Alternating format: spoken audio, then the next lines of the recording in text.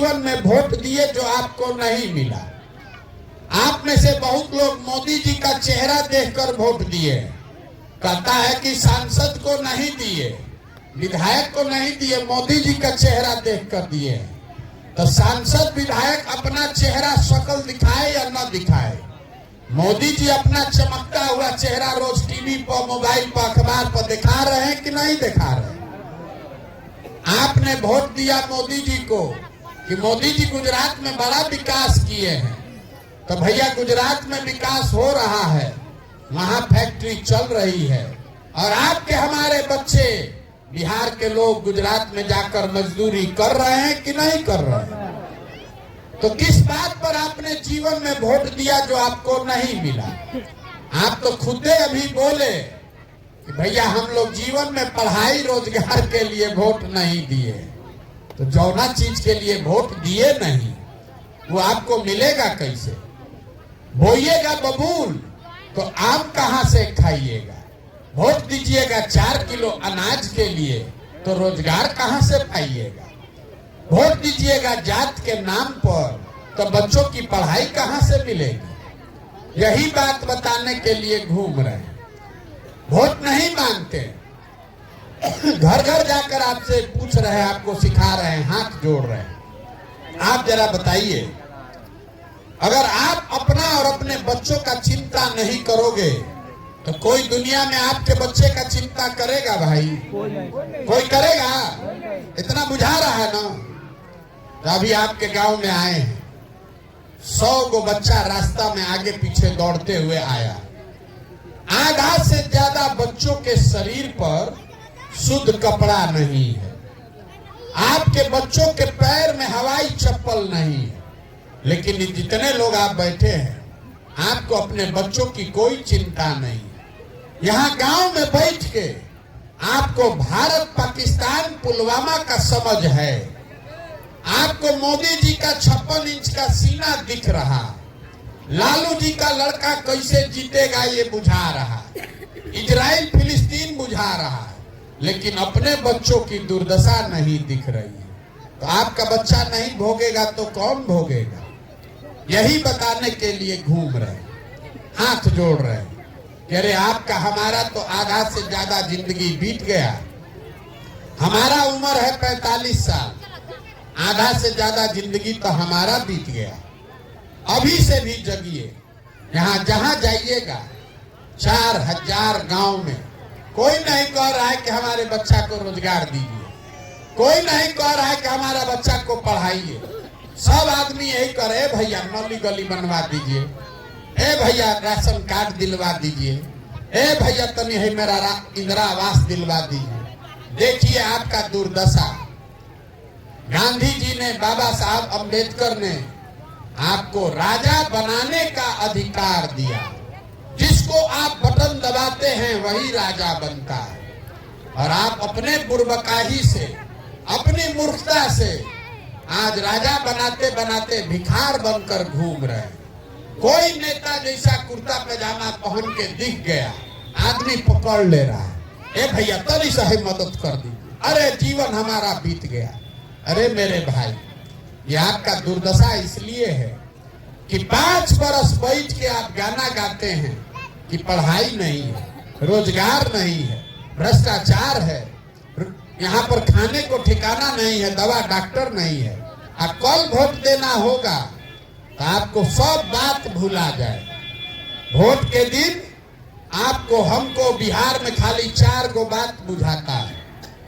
बिहार के आदमी को खाली 4 गो बात बुझाता है। पहला बात, हमरा जात क्या है, आ कौन हमरा जात का नेता खड़ा है। वो आदमी चोर हो, बदमाश हो, चाहे आपका बच्चों का लूट कर भागा है, अपने जात का है तो उसी का जाकर बटन दबाइएगा। जो जात से बच गया वो धर्म में फंस गया। सब हिंदू एक हो जाइए। इस बार सब तय किया था कि अब की हाली भाजपा को वोट नहीं देंगे। पहले 1 महीना पहले हवा उड़ा, पुलवामा हो गया, अरे बाप रे बाप, सब हिंदू एक हो जाइए। पाकिस्तान को सबक सिखाना, अपना गांव का ठिकाना नहीं है। अपना बच्चा का खाने का जुगाड़ नहीं है, लेकिन पुलवामा पाकिस्तान के नाम पर जाकर भाजपा को बटन दबाए, दोनों से बच गए। तो समाज में कुछ लोग हैं, वो कहता है कुछ हो जाए, लालू जी का राज नहीं लौटना चाहिए। बड़ा अपराध था लालू जी के राज में। तो कहता है 2 रोटी कम खाएंगे।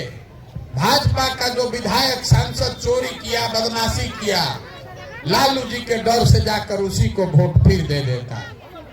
और चौथा, यहाँ मुसलमान लोग हैं, ये लोग कहता है कि जिए चाहे मर जाएं, भाजपा को तो वोट देंगे नहीं।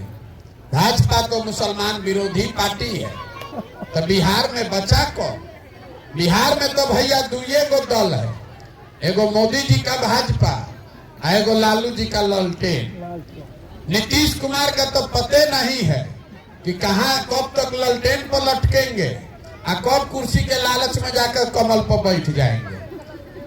तो मुसलमान जो यहाँ है वो कहता है कि जिए चाहे मरे, भाजपा को दे नहीं सकते हैं, तो ही ललटेन है, ललटेने को वोट दबाएंगे। यहाँ आप जितने लोग आए हैं, आपकी समझदारी हमसे बहुत ज्यादा है। आप ईमानदारी से बताइए, इसी 4 चीज पर न वोट पड़ा है भाई। आपको पता है, हमको पता है, देश भर जानता है कि बिहार का आदमी चाहे भूखे मर जाए, चाहे उनके बच्चे मजदूर हो जाए, आपको कोई फर्क नहीं है। जात नहीं छूटना चाहिए, धर्म नहीं छूटना चाहिए। लालू के डर से भाजपा, भाजपा के डर से लालू नहीं रुकना चाहिए। अभी कोरोना हुआ था, हजारों घर के बच्चे पैदल चल के आए। यहाँ पूरा देश में इतना 130 करोड़ आदमी रहता है, लेकिन पैदल सिर्फ बिहार के बच्चों को चलना पड़ा। जो बच्चे पैदल चल के आए, कितना लोग का जान चला गया। आप यहाँ तड़फड़ा रहे थे कि हमारा सवांग पहुंचेगा कि नहीं। वही चुनाव हुआ 6 महीना के बाद, वही आदमी जाकर फिर जात के नाम पर, धर्म के नाम पर उसी को वोट दिया। तो आप नहीं भोगोगे, आपका परिवार नहीं भोगेगा तो कौन भोगेगा? यही बात बता रहे, कोई मीठा बात नहीं बोलते। हमको आदमी कह रहा है, हे भैया 14 महीना से पैदल चल रहे हैं, बड़ा तपस्या कर रहे हैं, पढ़े लिखे आदमी हैं, इनके आप आगे आगे चलिए। बिहार में हम लोग के पास विकल्प न नहीं था। अब आप आए हैं, आपके पीछे खड़ा होंगे, हम लोग आपको जिताएंगे। हम आपको हाथ जोड़ रहे हैं, हमको आपका साथ नहीं चाहिए। अरे आप तो ऐसे लोग हैं जो अपने बच्चों के साथ नहीं खड़े हैं, हमारे साथ क्या आप खाक खड़ा होइएगा? कहता है विकल्प नहीं है। यहाँ बिहार में कोई अच्छा आदमी खड़ा हो जाए चुनाव में, तो घर में बैठ के उसका मजाक उड़ाता है, ए बिहार में न चली। हम बिहार में आपको चोर चाहिए, बदमाश चाहिए, आपको लठैत चाहिए। अगर आप गलत आदमी का चुनाव करोगे तो फिर वो आपसे काम काहे खोद रहे हैं?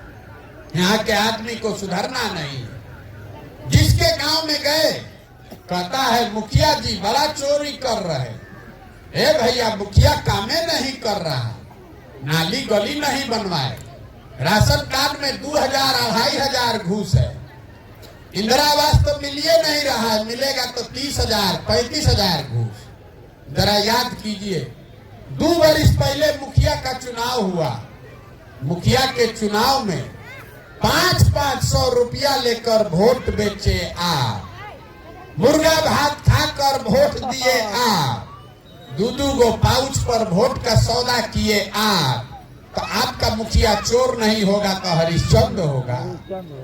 अरे आपका तो मती इतना मारा गया है कि आपको चोरी भी नहीं करने आ रहा है। जिस मुखिया को, विधायक को 500 रुपया पर आप वोट अपना बेचते हैं, जात देखकर, मुर्गा भात खाकर वोट देते हैं, वही जब जीत कर आता है तो आपके और आपके बच्चे के मुंह में उंगली डाल के 10,000 15,000 घूस लेता है।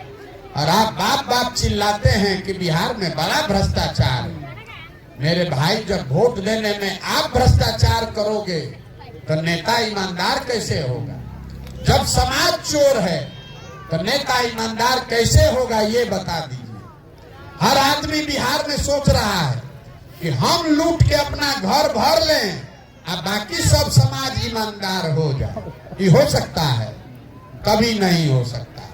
यही बताने के लिए घूम रहे हैं। संकल्प लेकर चले, लोग माने या न माने, बिहार के सब गांव में जाएंगे, हाथ जोड़ेंगे, लोगों को समझाएंगे।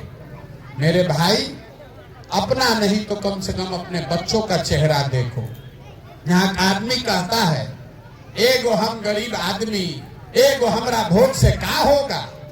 अरे भाई, एक वोट देकर आप जिसको प्रधानमंत्री बनाते हैं, याद रखिएगा इसको, एक वोट देकर जिसको आप प्रधानमंत्री बनाते हैं, वो आदमी हर साल 45 लाख करोड़ रुपया के तिजोरी का मालिक है।